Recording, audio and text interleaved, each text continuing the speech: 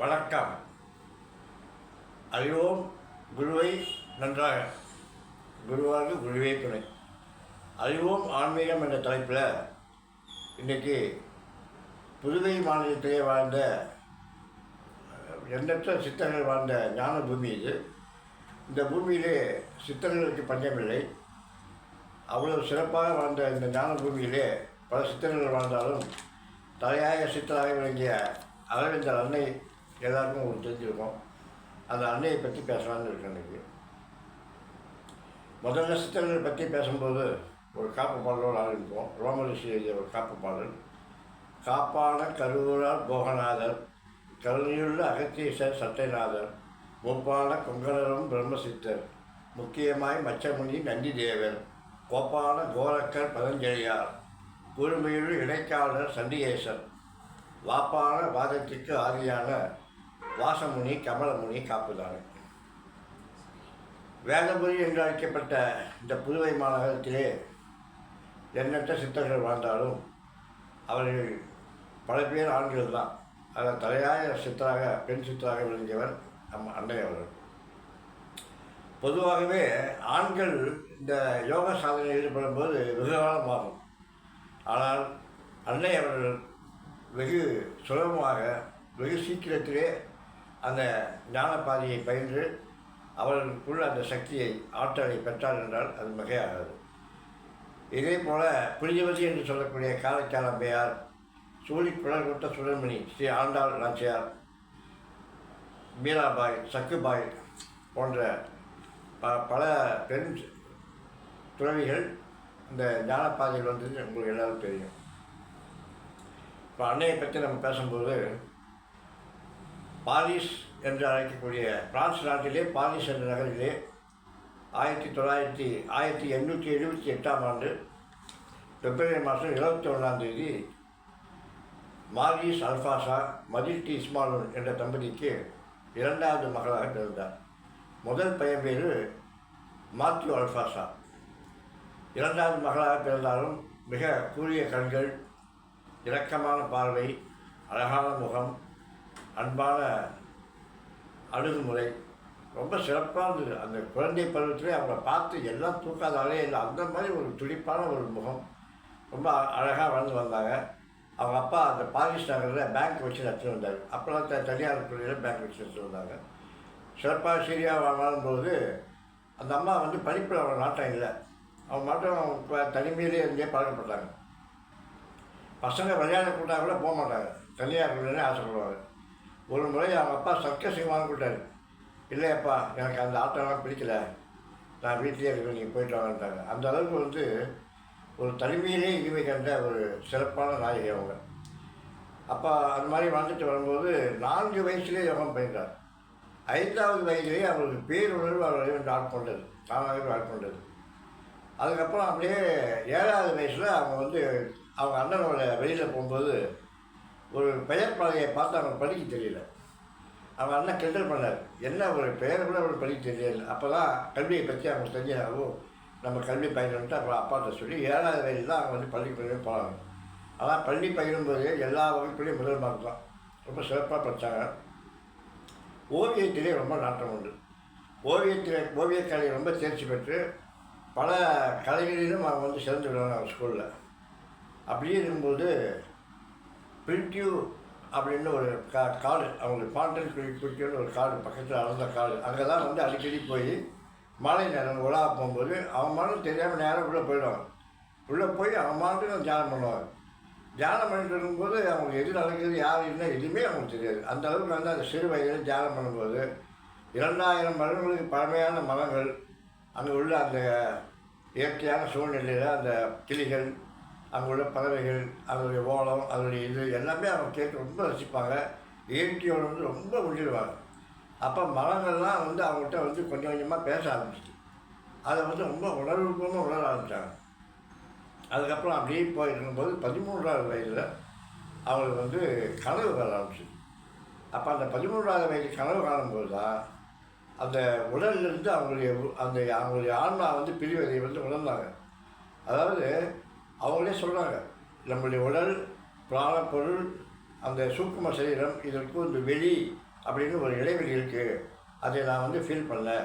அப்போது அந்த உடல்லேருந்து அவங்க ஆவி மேலே அந்த ஆன்மா கிளம்பி உயர அந்த பாரிஸ் நகரில் பறந்து விரிந்து சென்று அப்படியே மேலே பறகுது. பொன்னியல் ஆடையை வந்து அவங்க போத்தின்னு மேலே பறகுறாங்க. உடனே பார்த்தோன்னா கீழே வந்து பல கோடி மக்கள் வந்து அவங்க பின்தொடர்ற மாதிரி ஒரு அனுபவம். அவங்கள வந்து அப்படியே உடல்லேருந்து வெளியில் வந்து, அதாவது நோயுற்ற மக்கள், துன்பப்படுற மக்கள் எல்லாமே அவங்கள்ட்ட வேண்டுறாங்க. அப்போ இவங்களுக்கு என்ன நம்மளாம் செய்யணும், நம்ம மாதிரி பிராமணி போகிறோம், நம்ம எல்லாம் வராங்கன்னு ரொம்ப ஆச்சரியமாக பார்க்குறாங்க. ஆனால் அவங்களாம் வந்து அன்னையே நீ தான் எல்லாமே செய்யணுன்ற மாதிரி அவங்க வேண்டுறாங்க. அப்போ வேறு ஒன்றும் இல்லை, நேராக வந்து அவங்க வந்து அப்படியே கிட்ட வந்து அந்த பொன்னியல் ஆடையை சொல்கிறாங்க. அவங்களுடைய பட்ட துன்பங்கள்லாம் விலகுது, நோய் சரியாகுது, எல்லாம் போயிடுறாங்க. அப்போது அவங்களுக்கு ஒன்றும் புரியல, என்ன இது மாதிரி வருதுன்னு சொல்லிட்டு அவங்க அடிக்கடி இந்த கனவு வந்துகிட்டே இருந்தது.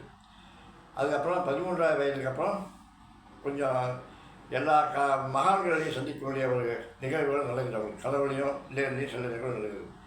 அப்போ மேக்ஸ் ஜான் அப்படின்னு ஒரு அம்மாட்ட அல்ஜீரியாவில் வந்து இந்த மறைமுக சக்திகளை நகைச்சுவை இதை பற்றி தெரிஞ்சுக்கிறாங்க, எப்படி அந்த சக்தியெல்லாம் வேலை செய்யுது அப்படின்றத பற்றி ஃபீல் பண்ணுறாங்க. அப்போ தான் வந்து அவங்க அந்த செர்ரி மலர் வந்து பெருசாக கொடுக்குறாங்க. அந்த செர்ரி மலரை பார்க்கும்போது அதனுடைய இதழ்கள், அதனுடைய நுனி, அதனுடைய வாசனை எல்லாம் வந்து அவங்க வந்து ஒவ்வொரு இதாக அப்படியே அணுவாக ரசிக்கும்போது அந்த மலராகவே அவங்க மாறிடுறாங்க.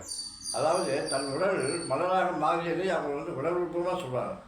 அந்த அளவுக்கு வந்து இயற்கையோட ஒன்ற மலர்கள் மேலே அவ்வளோ கொள்ள பெரிய அந்த மாதிரி 700 மலர்களுக்கு பேர் சுட்டி பாண்டிச்சேரியில் மகிழ்ந்தாங்க. அது அப்போ சொல்கிறேன். அப்போது அந்த மலர்களோட மகிழ்ந்து அந்த இயற்கையோட ஒன்றும்போது அவங்களுடைய தன்னை மறந்து தான் இருப்பாங்க. இதை மாதிரி போயிட்டு இருக்கும்போது 1906 ஒரு கடல் பயணம். இந்த மறைமுக சக்திலாம் பயணிட்டாங்களா, கடல் பயணத்தின் போது ரொம்ப ஒரு புயல் அடித்து கப்பல் ஆளும்போது என்ன எல்லாம் வந்து இது பண்ணும்போது இதாக செய்யணுமேன்னு சொல்லும்போது அந்த மேக்ஸ்வெல் தியானம் சொல்கிறாங்க, நீ போய் முதல்ல தியானம் பண்ணி நீ கீழே அந்த டெக்குக்கு போ, தியானம் பண்ணு, இதாக காப்பாற்றிடுறாங்க. அதேமாரி அந்த அம்மா போய் கீழே போய் படுத்துட்டாங்க. படுத்து அந்த உடலை இது பண்ணும்போது தானாக அவங்களுடைய ஆவி வந்து அந்த ஆன்மா மேலே பறந்தால் ஆயிரக்கணக்கான துர்சக்திகள் வந்து அந்த புயலை வந்து கிளப்பி அந்த காற்றுல வந்து தெரியுதான்.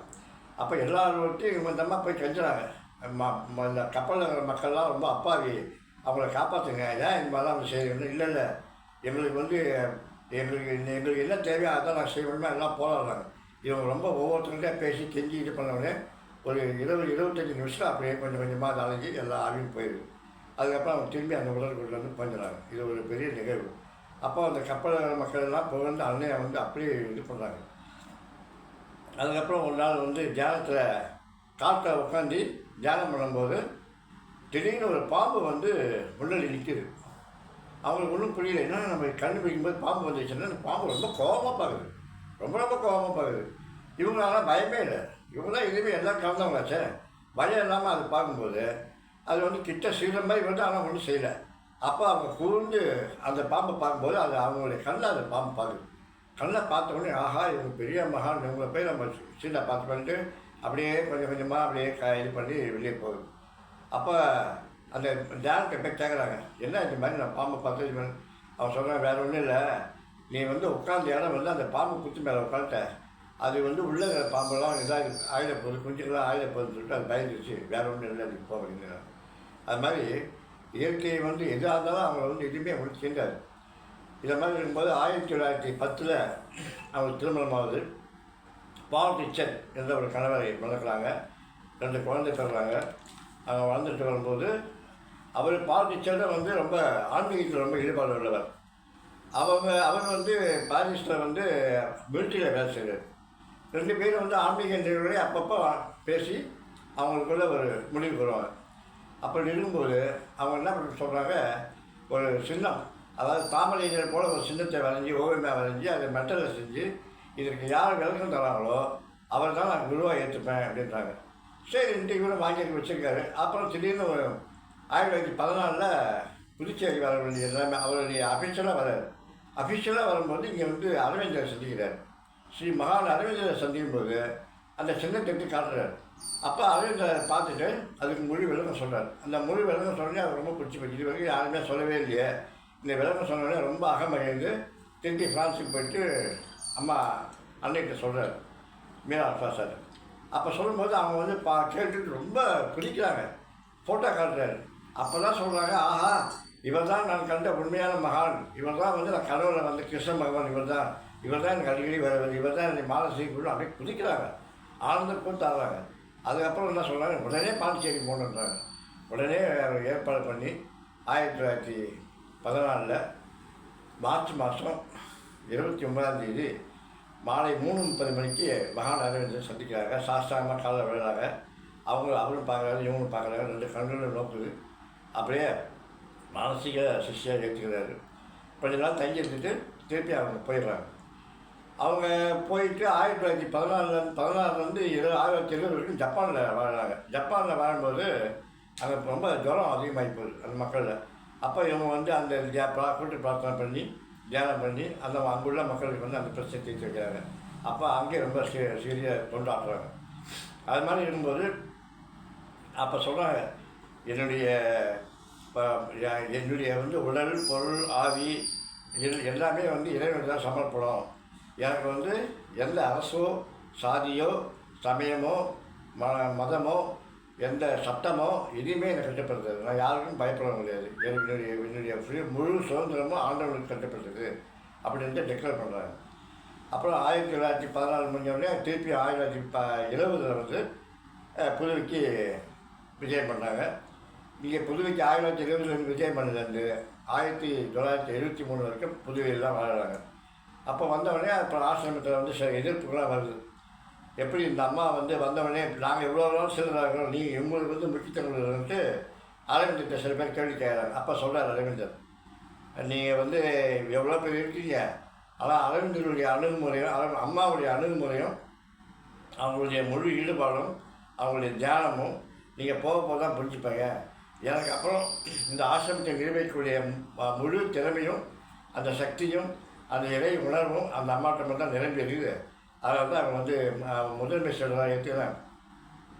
நான் எனக்கு என்ன மரியாதை கொடுக்கணும் எல்லா மரியாதையும் அந்த அம்மாவை கொடுங்க அப்படின்றாரு. அப்புறம் எல்லாம் அரவிந்தர் சொன்னதுக்கப்புறம் என்ன இருக்குது, எல்லாம் ஏற்றுக்கிறாங்க. அதே மாதிரி ஏற்றுக்கின்னு ஈடுபாடோடு அந்த அம்மாட்ட வந்து எல்லாம் இருக்காங்க. அம்மா வந்து ரொம்ப சீரிய தொண்டு. அதாவது ஒரு நாளைக்கு 4 மணி நேரம் தான் தூங்குவாங்க. மீதி அத்தனை மணி நேரம் உழைப்பு தான். அதில் வந்து இந்த பூக்கள் ரொம்ப பிடிக்கும், இந்த இயற்கை வந்து ரொம்ப பிடிக்கும். அதுக்கப்புறம் ரொம்ப ஈடுபாடோடு இது பண்ணி 1943 கல்வி நிறுவனங்கள் ஆரம்பித்து ரொம்ப சிறப்பாக செஞ்சுட்டு வராங்க. 1950 அரவிந்தர் மரணம் அடைகிறார். அவர் மரணம் அடைஞ்ச உடனே அப்படியே ஆசிரமே சம்பிச்சு போச்சு. அப்போ இந்த அம்மா பார்க்கும்போது அவருடைய அந்த பாடியிலேருந்து நீல ஒளி பிரகாசமாக வெளியே வருது. இதை வந்து அந்த அம்மா உணர்றாங்க, மற்றவங்களுக்கு தெரியல. பக்கத்தில் ஒரு டாக்டர், சைக்காலஜிஸ்ட் டாக்டர், அவர் வந்து அவர்கிட்ட சொல்கிறாங்க, எனக்கு ஒன்றும் தெரியலேன்றாங்க. இப்படி கிட்ட வாங்கன்னு சொல்லிட்டு கொஞ்சம் கண்ணை மூடி அவர் மேலே தலைமையில் கையை வச்சோடனே அவருக்கு அப்போ அந்த உணர்வு வந்து அவருக்கு ஏற்பட்டு அவரும் அதை பார்க்குறாரு. பார்த்தா உண்மையிலே அவருடைய அந்த பூத உடல்லேருந்து நீல ஒளி பிரகாசமாக எரியுது. அப்போ சொல்கிறாங்க, இன்னும் ஒரு 4-5 நாள் நீங்கள் வச்சுருப்போம், அதுக்கப்புறம் அடங்கம் பண்ணுறோம். அப்போல்லாம் இப்போ மிகுந்த வசதியெல்லாம் கிடையாது, இருந்தாலும் கொஞ்சம் குளிப்பற்றிலாம் செஞ்சு வச்சுருந்தாங்க. கல்கட்டா அந்த சைட்லேருந்து நிறையா வெஸ்ட் பெங்கால் அந்த சைட்லேருந்து நிறையா வருவாங்க. அவங்களாம் வர வரைக்கும் இருந்து, ஏன்னா அப்போல்லாம் இது ஏரோப்ளேன் வசதி கிடையாது, எல்லாம் ட்ரெயின் வசதி தான். எல்லாம் வந்து வர வரைக்கும் வெயிட் பண்ணி 4 நாள் வச்சுருந்து அதுக்கப்புறம் தான் வந்து அரவிந்தரை அடக்கம் பண்ணுறாங்க. அதுக்கப்புறம் அவங்க வளர்ச்சி அசுர வளர்ச்சி தான். 1968 ஆரோவில் நிர்மாணிக்கிறாங்க. 140 நாடுகள்லேருந்து மண் கொண்டாந்து அங்கே அந்த ஆரோவில் சிட்டின்னு உருவாக்கி, சிட்டி ஆஃப் டான் அப்படின்ற ஒரு இதை உருவாக்கி மாத்ரு மந்திர்ன்ற பேரில் ஒரு குளோப் உருவாக்குறாங்க. எல்லா நாட்டு மக்களும் எல்லா சாதி சமய மக்களும் ஒன்று சேர்ந்து சகோதரத்துவமாக வாழக்கூடிய ஒரு நிலை தான் அந்த ஆரோவில்ன்ற இந்த சிட்டியை நிர்மாணிக்கிறாங்க.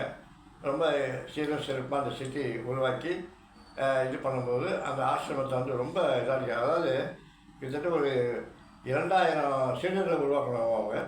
அந்த அளவுக்கு வந்து இது பண்ணால் 20,000 பேர் நிர்வகிக்கிறாங்க அவங்களுடைய இதில். ரொம்ப சிறப்பான ஒரு தொண்டு. இந்த மாதிரி சீரியை தொண்டாட்டும் போது அவங்களுக்கு சில மறைமுக எதிர்ப்பும் வருது. ஆசிரமத்திலே வந்து கல் விட்டு அச்சவங்களும் உண்டு. அதான் எல்லாத்தையும் மாறி எல்லாத்தையும் ஃபேஸ் பண்ணி அவங்க அதிலேருந்து மீட்டு அவங்களுடைய அந்த இயற்கை பேருணர்வு வந்து அவங்க வந்து நிரூபிக்கிறாங்க. மக்கள்லாம் வந்து அவங்க வந்து ரொம்ப ஒரு தெய்வமாகவே போட்ட ஆரம்பித்தாங்க. வருஷத்தில் ஒரு 3 நாள் 4 நாள் வந்து வெளியே பால்கனி நின்று அந்த தரிசனம் கொடுப்பாங்க. எல்லா நாட்டு மக்களும் வருவாங்க. அவங்க அவங்க காலத்தில் வந்து வராத பிரைம் மினிஸ்டர் கிடையாது, ஜனாதிபதி கிடையாது. எல்லாம் ராஜேந்திர பிரசாத், நேரு, சாஸ்திரி எல்லாமே அவங்க வந்திருக்காங்க. காமராஜர் ரொம்ப அடிக்கடி வந்து போவார். அப்படியேப்பட்ட ஒரு மகாத்மாவும் சேர்ந்தாங்க. காஞ்சி பெரியவரும் அவரை பற்றி அந்த அம்மா பற்றி சொல்லியிருக்காங்க.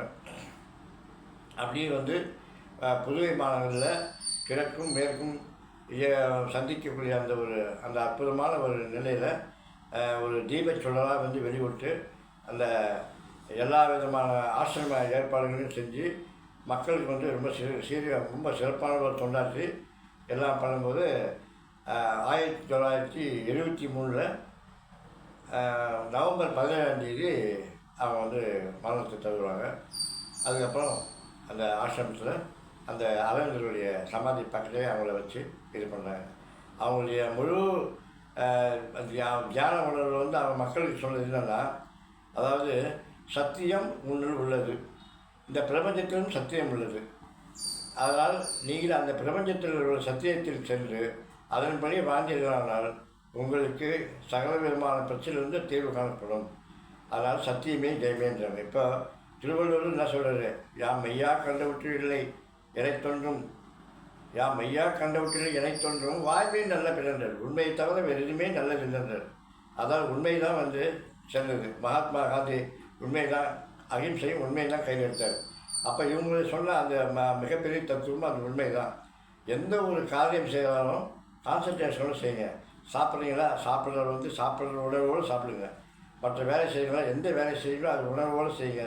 அப்போ தான் அது வந்து 100% பர்ஃபெக்டாக இருக்கும் அப்படின்ற ஒரு கொள்கையை ஏற்படுத்தி அவங்க அதிகமாக நூல்கள் எழுதாட்டாலும் ஒரு 40 50 சில கடிதங்கள், சில இதுகள்லாம் நிறைய எழுதியிருக்காங்க.